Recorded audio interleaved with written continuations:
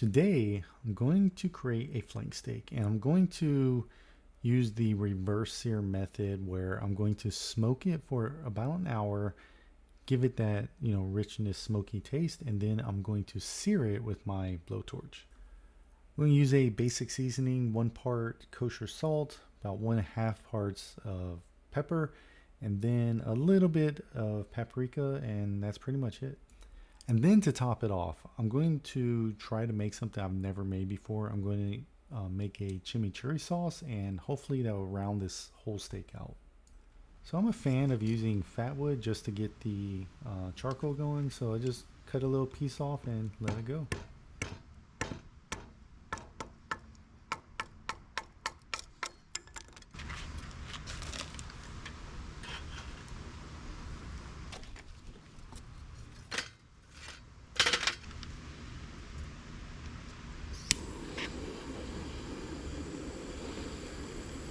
So after about 15 minutes, the charcoals turn cherry red, and then I just dump it right into the middle of the grill.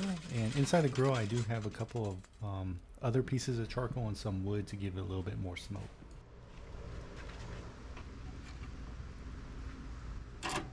So with the grill now set, I'm gonna let it increase in temperature to about 175 to 180 before I put the steaks on, just because the steaks are a little thin and I don't want them cooking too fast. I want to get at least an hour of smoke on it. So while that's smoking, I'm gonna go ahead and start the chimichurri sauce. I added about a cup of parsley, about 5, 6 cloves of garlic, about a third cup of extra virgin olive oil. I did end up putting about another third cup later. Then added a 1/4 cup of red wine vinegar, 2 tablespoons of oregano dried, 1 teaspoon of salt, a freeze dried red jalapeno that I grew and freeze dried myself, and I also grew and freeze dried this wedge of Maryland.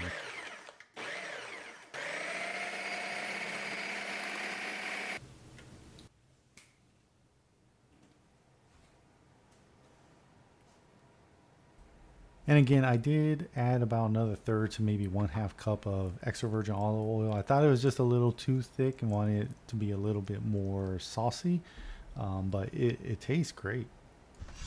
I put some probes into the flank steak just to make it easier to track with my wireless thermometer. And again, my goal is to get the flank steak at about 120 to 130, just because it's going to increase in temperature, and of course I'm going to sear it, so that's going to increase it a little bit more. I don't have enough time to let it rest before I sear it. Ideally, I would like to let it naturally increase in temperature, then kind of cool down, and then I'll sear it. But since I'm running out of time, I'm just pretty much going to sear it right after I smoke it. Okay, so the grill is at temp now. It's about 220 to 225. So I'm going to decrease the airflow just to get keep the temperature steady about a 225. I've been using this grill for years now. I know exactly where to set it to get it to 225, and once it's set, it will pretty much stay there for hours. So this was interesting. I've never seen this before. I don't know if my flank steak's attracting them or not, but there was like 5 crows flying around, and then 3 of them are just kind of perched up here. And again, I don't know what they're doing, but I thought it was kind of interesting. Just never seen them do that around here before.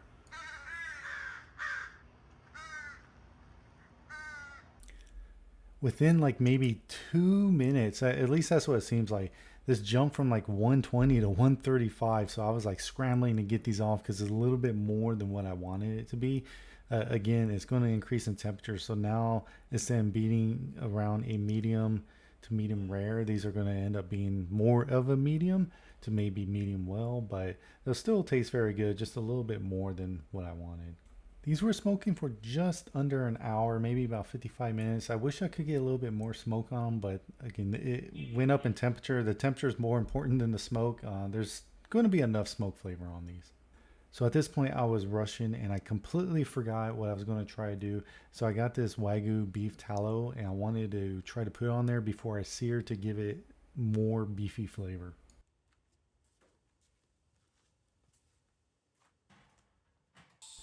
So this is my third time searing a steak this way. I want to make sure I don't burn it. Also, don't want to overcook it, but I wanted to put a nice, sear on it too.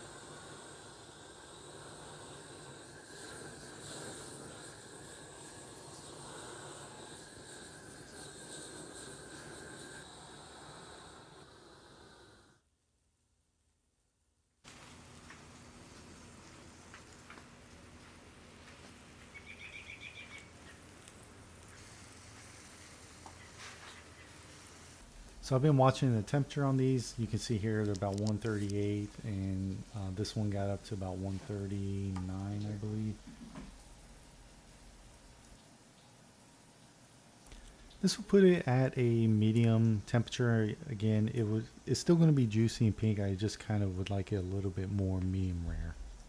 So these have been resting about 10, maybe 15 minutes, getting ready to cut it. So I cut it right down the middle just to make it a little bit smaller. Then I slice it against the grain. You can just see how juicy it is, how well this came out. Man, that looks great.